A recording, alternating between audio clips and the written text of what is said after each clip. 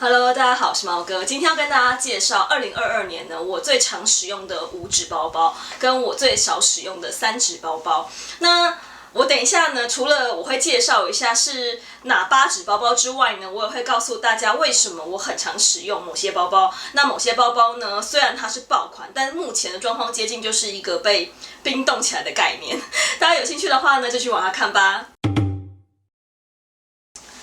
Invenloop 呢，大概是我所有的包包里面呢使用频率最高的一指包包。那因为太喜欢了，所以其实我之前也跟大家做过开箱影片嘛，很多小伙伴都知道这指包包我买了2个色，一个就是大家可以看得到，就是这个马卡龙的蓝色，然后里面呢是这种牛油果绿，它是一个双色的包包。那另外一指呢是这个竹子绿，里面呢是圣杯蓝、雾霾蓝这个颜色。其实我很少包包会买同款，然后2个不同的颜色，除了 Invenloop 之外，大概就是 Mini Evelyn 了。所以大家可以知道这指包我是真的非常喜欢。那为什么我那么喜欢这指包呢？然后又那么常用这指包呢？其实大概有几个原因。第一个原因是，它这指包包呢是属于这种multi-function， 就是说它可以变成各式各样的造型。我其实之前的视频就有跟大家介绍过，这指包包至少5种背法。那我其实最喜欢的3种背法，第一个就是斜挎背，那第二个呢是，其实它可以直接拿来做就是腰包使用，然后它也是少数的这种腰包型的包包里面，我觉得搭配起来真的可以显示你的身形，而不会让你的身形看起来笨重。这工艺真的做得很好，大家可以看到，它这边是做斜的，所以当你穿了一个风衣式的洋装或者是风衣式的外套的时候，你把它扣在这边，它是一个 V 字形，所以它会让你的腰看起来比较纤细，不会很笨重。那也因为它的可以多功能的使用，然后跟它真的背起来，其实看起来真的挺好看的，所以它就成为我最喜欢的一指包包。那另外呢，其实这2指包包里面啊，如果大家要选购这指包包的话，其实我个人是最推荐鲜艳的颜色，超过金刚色，那也超过粉嫩的颜色。我之前有跟大家讲嘛，这指包包其实我觉得大家可以选粉嫩色或者是鲜艳色，然后就是尽量不要选金刚色，因为我觉得金刚色大家可以选在一般就是比较经典的包款，像 BKC。那为什么呢？其实这指包包它的面积非常的小，所以这种小包呢，鲜艳色基本上呢是在穿搭上面最容易的。那过去我曾经跟大家介绍过，大家可以选粉嫩色，但粉嫩色其实有一个小缺点，给大家看一下。这指包包是 Swift 皮，其实我在使用上没有特别的小心，所以呢，我在收纳的时候一开始没有避开说它其实是需要不要跟金属放在一起的，但是我当时这个扣环啊收纳是没拆掉的，所以大家可以看到，因为这个包包上面是有一点点压痕的。那浅色的包包就是会有一个缺点，它的压痕会比较明显。另外一个是浅色的包包还是比较容易就是弄得比较脏，所以我觉得如果大家想要就是长长久久的使用它，看起来就是跟新的一样，如果除了金刚色以外，我真的是比较推荐这种鲜艳色，因为鲜艳色基本上脏的时候不会看得那么明显，然后另外就算有压痕，它其实也没有这么明显。所以如果大家要选的话，我其实会推荐鲜艳的颜色。有很多人就觉得，鲜艳色会不会穿搭很难嘛？其实我之前也有给大家录了视频，跟大家讲怎么穿搭嘛，所以大家也可以去参考。然后另外一个是我不知道大家是不是跟我一样，我冬天的时候啊，就是非常的热爱穿黑色跟灰色，有可能就是从帽子到衣服到裤子到鞋子，通通都是黑色或者是深灰色，那就整个人看起来比较暗沉。我觉得。当你全身上下都是黑色系或灰色系的时候，搭配这种鲜艳的包包，就会让你身上有个亮点。那当然，如果说你是喜欢那种碎花洋装、花花连身裤的人，也不用担心。其实这个绿色啊，搭配花花洋装，其实花花洋装、花花连身裤其实也是很好看的。第二个，我近半年呢非常常使用的包是迷你狐狸小猪鼻子包。这指包我觉得喜欢爱马仕的粉丝应该都非常的不陌生。我觉得它应该是继康康之后也非常受欢迎的一指包包。我的这指呢是番茄红，然后搭配这种淡金的就是金扣。我个人觉得这个颜色呢也是非常的好搭配。那其实为什么我这半年非常常使用这只包呢？其实是有3个原因。第一个原因跟它的皮革有一点点关系，这个皮革是 Evercolor。我之前有跟大家介绍过 Evercolor 的优缺点嘛，我印象中我好像 Evercolor 没有太大的缺点。你看其实我们一般在选购爱马仕的皮革的时候，大家会担心漂亮的 box 跟 Swift 皮就是会怕水啦，或者是很容易有压痕。其实 Evercolor 都还好，你这样刮其实也都没有太大的问题。那有些人他不喜欢Epsom 皮，因为 Epsom 皮虽然非常的耐刮防水，但是呢就看起来有点塑胶感。大家近看 Evercolor， 它是这种雾面的皮革，所以它的皮革看起来也是非常的有质感。所以基本上多数爱马仕其他普皮的缺点在 Evercolor 身上呢都找不到，所以我觉得它算是爱马仕的皮革里面，我个人觉得算是兼具质感跟好照护特性的一个皮革。那多数大家去买 mini Hoodie 的时候，蛮容易会碰到这个皮革的。那第二个我很喜欢它的原因是它的容量非常的适中，它的里面呢其实就是跟 Constant 一样，它其实有2个主格，然后这边有一个小格，所以基本上容量呢是它可以就是有足够的容量，而且它已经帮你做分层了。所以如果你有一些小伙伴可能不喜欢包包很乱嘛，它其实有不同的夹层可以帮你分类好。然后另外呢，我觉得它最贴心的设计是后面这个夹层的设计，这里。大家就觉得很奇怪，为什么我要讲后面的夹层？因为后面这个夹层的实用度对我来说是最高的。我是一个手机永远都放在手上的人，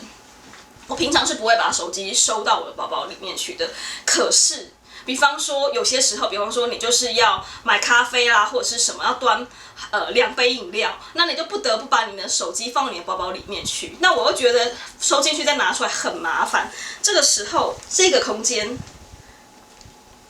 它就是可以直接让你插你的手机，所以如果你是短暂的把手机要放在某个地方，我觉得放在这里真的是超方便，而且一插就拿走了。所以我觉得这也是为什么这纸包呢，这半年我真的很常使用它，因为我觉得容量非常 OK， 然后皮革又非常的好照顾，然后后面又可以插手机，我觉得很方便。那还有一个原因是因为。其实我觉得这纸包包穿搭上面真的比较不受限。大家可以看照片里面，我穿的其实自行车的车裤，然后搭配Hoodie这只包，其实我觉得看起来莫名还蛮搭的，而且也还蛮时尚的。所以我觉得这只包包呢也非常的好搭。那你问我这只包有没有缺点？我觉得这只包最大的2个缺点啦。第一个缺点是它不像 Constant 或者是那个马赛克，它的这个包包它是没有办法完整的固定的。原因是因为大家可以看它的这个。开关是这样子，所以如果你这个包包没背好掉下来的时候，东西是会翻出来的。所以很多人没有那么喜欢mini Hoodie的原因，有可能是因为他觉得不是很安全，因为它没有办法完整的密合。那除了这个之外呢，我觉得它的另外一个缺点是，这个包因为现在太热门了，它现在应该也是需要配货才买得到的，所以它现在其实并没有很好买，所以不好买应该也算它现在的缺点吧。第3纸包呢，其实是之前才刚刚跟大家开箱过的 Speedy 20。其实我自己觉得这1-2年其实我觉得台湾比较受欢迎的品牌，真的就是爱马仕跟 Chanel。LV 感觉好像就是被打入冷宫的感觉。我猜测，我觉得很多人把它打入冷宫有几个原因啦，就是当然第一个原因就是 Monogram 这个皮革真的非常泛滥，而且很多人应该会看到很多大妈买菜会背，所以对这个品牌这个图案就有埋下不好的印象。然后当然就是仿冒很多嘛。那另外一个原因是因为其实有很多人觉得他们这几年的做工不如以往。不过老实说，自从我看过Chanel近1年的做工，我觉得 LV 好像也还好。好，这是题外话。但是呢，我必须要跟大家讲，是因为它现在其实没有那么受欢迎，所以反倒背他们家的包包，我觉得撞包的几率现在是大幅的降低的。通常你会碰到撞包呢，都是发生在那个 Nano Speedy。除了 Nano Speedy 这个款式之外，其他包款好像没有那么容易撞包。所以其实如果大家是担心撞包的话，我反倒觉得现在撞包的问题不大。反而是爱马仕的Lindy 仿冒现在变很多，而且撞包的几率也大幅的攀升，这真是蛮神奇的。OK， 那我先讲一下为什么我最近非常热爱用这只包呢？主要是因为跟天气有关系，最近真的太常在下雨了。那这个其实是我现在的雨天包包。我先讲一下我最近用完这只包的一些感觉。第一个就是它的这个 Monogram 其实应该是真的有改良过的。我觉得 LV 应该有重新改良过它的 Monogram。跟以前的 Monogram 相比我觉得现在的 Monogram 大家可以看到它的皮这个涂层帆布的这个材质好像变得更柔软的感觉。然后另外是我觉得它的这一块啊，防水其实做的比以前还要好。我这次其实去花东小旅行就带了这只包包，那期间呢，就是我有上山下海，包含在海边，然后也有碰到下雨。那其实这只包就是跟我一起就是风吹雨淋大概6、7天吧。那大家可以看到，在它的这个 Moroccan 的部分啊，看起来都还是非常的新。然后我也有发现说，当下雨的时候，它的这个水打到这个包包身上，水滴会浮在上面，不会渗透下去，所以它上面的这个防水的这个部分是做的比以前都还要好。当然，这只包有一个缺点是，其实我觉得他们改善了这个材质嘛，其实我觉得它更该改善的是它的这个牛皮手把的材质。其实我是有看他们的介绍，是说他们连这个手柄都有改善过啦，就是因为过去他们这个手柄很容易变色嘛，所以大家非常非常的诟病它。我最近用下来的感觉是有比以前好，但它还是会变色。先给大家看一些细节，因为我这次其实是有一点点淋雨跟碰到海水的，大家有看到这边吗？它还是有一点一点。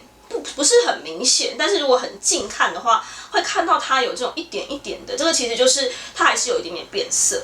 然后包含是在这个的部分，这块颜色比较深一点点嘛，这个其实也是变色的部分。所以虽然说我觉得 Moroccan 真的在下雨天非常的适合背出去，但是它的手柄其实会是它的致命伤。我个人觉得 LV 可以考虑把这个手柄啊换成就是黑色的，就是之前不是那个小书包，它的边边就做黑色，黑色其实就是看不出变色，我觉得效果会更好。不过因为这只包已经被我定位成就是上山下海包包，所以我就不太 care 它会变色这件事情。然后另外一个是，其实我觉得这只包有一个很大的优点是，它的容量啊真的是虽然小小的很可爱，但是我觉得它可以放得下折伞这件事情，跟保温瓶这件事情真的是一绝。你知道现在的小包啊，基本上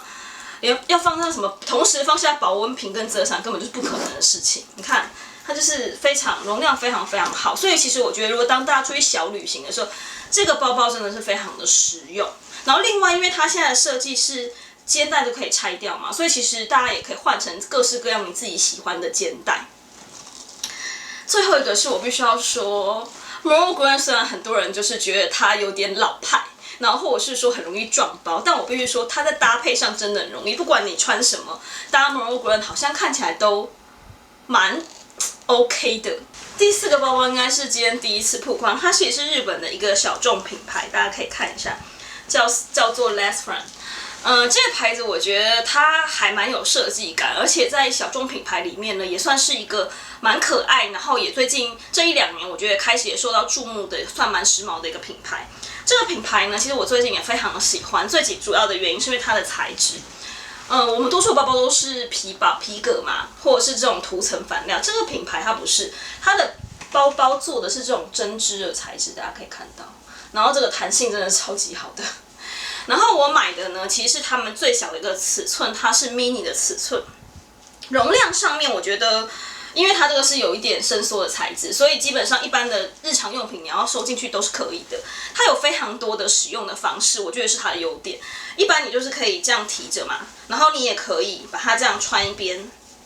挽在你的手上。其实我觉得这样也是挺好看的。那我自己最喜欢的一种背法，其实是斜挎背，它附了一个就是一个肩带，就对了。这个肩带基本上，我觉得好像不太能够调整啦，但是背起来其实还蛮好看的。好，它其实就是装上肩带之后就长这样，给大家看一下背起来的样子，大概就是这里，非常非常可爱。然后我买的呢是黑白格纹的，其实我还蛮推荐这个牌子的包包，因为它这种针织的这种材质，我觉得它的搭配上是更多元的，因为就是很特别。然后就算你穿的非常的素，其实因为它这个是格纹的嘛，所以搭配起来也是造型感非常的强。然后另外一个是说，其实因为它是有一点点伸缩的材质，所以其实它是可以让你塞东西进去没有问题的。不过它这个包包它有2个 size， 我买的是 mini size， 我个人比较推 small size， 就是再大一点点的，大一点点基本上是可以拿来做单肩背的。我会放在旁边给大家做参考。然后这个牌子啊，它特别喜欢使用格纹或条纹，而且如果说你喜欢一些鲜艳的颜色啊，这个牌子出了非常多包包，颜色都还算蛮鲜艳的。那其实除了这些鲜艳的颜色之外呢，我个人还应该说也在我的 wish list 里面的另外2只包包呢，是他们家稍微比较大的款式。一个就是这个有点森林绿色的这一款，我觉得这个颜色就是看起来超级有质感。然后另外一款呢，其实是这种棋盘格纹。其实我当时看到这个咖啡色、黑色格纹的时候，我第一个想到的是 LV 他们很经典的棋盘格纹，但我觉得它做成针织的时候，我莫名的觉得它比皮革还好看。第5只包包，大家看到这只包，一想说，不就是 Chanel 的小金球腰包吗？这是我去年的生日礼物。其实应该很多人觉得这只包超鸡肋吧。我必须要说，如果你把它当一只包包用，它真的就是一只鸡肋包包。这么小，里面能装什么？其实就是几张信用卡跟钞票，然后可能加1、2把钥匙，没了，好吧？其他东西你想放是不可能的。手机绝对放不下，不要做梦。反正就是一个当包包很鸡肋。那大家就很奇怪，那么鸡肋的包包为什么我说我很常使用？其实我觉得这只包包最大的优点是，如果你不要把它当成一只包包，你把它当成一个配件，我觉得它是一个非常出色的配件呢。其实这只包包不管你是斜挎或者是当腰包，背起来真的是超级的好看，就是你知道装饰性很强，而且莫名不知道为什么衣服背上这只包包，我就觉得超级时尚的。我这次去就是花东小旅行的时候吧，有时候就是前面风景很美，然后你就想要拍那种意境，就是有背景图，然后但是你又觉得好像只拍你的背景好像很单薄，你就把这个包包背在身后，就莫名那张照片就觉得很时尚，我自己觉得啦。所以其实我觉得这只包呢，就是如果大家喜欢他们的小腰包，那其实我个人觉得是可以入一只，不过就是它比较适合就是拿来做配件或腰包使用。接下来我就要跟大家介绍3只我近半年几乎都没有用过的包包。第一只大家应该会很惊讶吧，竟然是非常非常受到 Star 喜爱的 Picotin 18。其实这只包是我在2020年使用率最高的一只包包。那为什么今年我都没有用它呢？我觉得最主要的原因也是天气。我必须要说，我还是非常喜欢这只包包，毕竟这只包包是我热爱的这种，你知道，丝绒绿色。我觉得这个颜色真的极具有质感，而且它的这种造型，我觉得还是蛮可爱的。那为什么我说因为天气的原因，所以我这半年都没有用过它？就是最近啊，这天气又很奇怪，就是很长，就是你出去都天气是好的，然后中间就碰到下雨。那我觉得 Picotin 它最大的一个缺点啊，其实是它的皮革。老实说，我觉得它最大的优点也是皮革啊，因为它的皮革一般都是用这个 TC 皮，就是 Calamus 这个皮革。这个皮革就是会看起来非常的垂坠感很好，很松软，所以它会看起来这个包包就会有个随性感。但是这个皮革完全没办法碰水，就是说如果你碰到水，你要马上把它擦干。原因是因为一旦它这个水渗到它的皮革里面啊，这个包包其实是会起那种像水泡一样的东西的。所以这个包包我强烈的建议大家，如果你也是买就是 TC 皮的话，我就强烈建议大家在下大雨的时候千万不要背出门，因为会变成惨案。然后另外一个就是我现在没有那么常带它出去的原因啊，是我觉得这个款式现在好像突然变得非常的红。就是我有时候出去逛街，或者是出去买东西，或者出去玩的时候，我发现这只包现在撞包率非常的高。我现在在路上啊，我觉得爱马仕2大撞包的包包就是 Picotin， 然后跟 Lindy。其实我觉得现在他们家包包明明就很难买，但不知道为什么撞包率就是非常的高。所以也因为这样，我其实这半年就比较少用这只包包。第2只也是我这半年从来都没有背过的包包，是这只非常巨大的 Classic Flap， 它是Classic Flap 里面最大的一个 size， 叫做 Maxi， 现在已经不出了。我买的这个是一个Vintage 款，我其实很喜欢这只包包，我至今都很喜欢它。那为什么我都没有用它？当然，很重要的原因就是因为这几年不流行大包，特别是这种超级大包。但我觉得啦，如果未来就是大包流行回来，我觉得它应该就可以重见光明。那还有一个原因啦，其实早期的 Chanel 他们家的包包啊，用料真的是非常货真价实。大家可以看到它的这个金链，这个金链啊，这就是金灿灿，然后看起来很粗，对不对？这个重量真的不是盖的，就是现在是空包，我光空包这样子，大家看这样。我这样背起来啊，其实我觉得，就算它是空包，我背半个小时，应该肩膀也是会觉得有一点酸疼。就是它其实是非常非常有重量的一只包包。那早期为什么会买这只包呢？其实就是我觉得这只包非常非常好看。然后另外一个是当年其实就是 Victoria Beckham 啊，或者是好莱坞的女明星啊，其实他们很多人都背过这只包。那我就觉得哇，这只包好流行，好好看哦。那当然这几年就是大包的风潮一直都还没回来，不过看起来是今年应该是快回来了啦。所以这只包我就其实比较少用。然后当然它比较大的缺点就是我刚刚讲它重量很重，所以其实我觉得这只包包啊没有那么适合夏天，因为通常夏天我们的衣服都比较薄嘛，你穿那种很薄的 T 恤放在这里，其实脖子这个肩膀背久真的很不舒服。但如果你是冬天背，冬天基本上会穿大衣或者是厚的卫衣，其实金属链比较厚一点，你的感受就不会那么深。最后一只就是也是我买了之后只背过1、2次的包包，就是这半年也没什么背的包包，就是爱马仕他们家的这个 mini A-Line 的这只包包。其实我之前有跟大家很详细的介绍过这款包包跟那个 mini Evelyn 的比较嘛。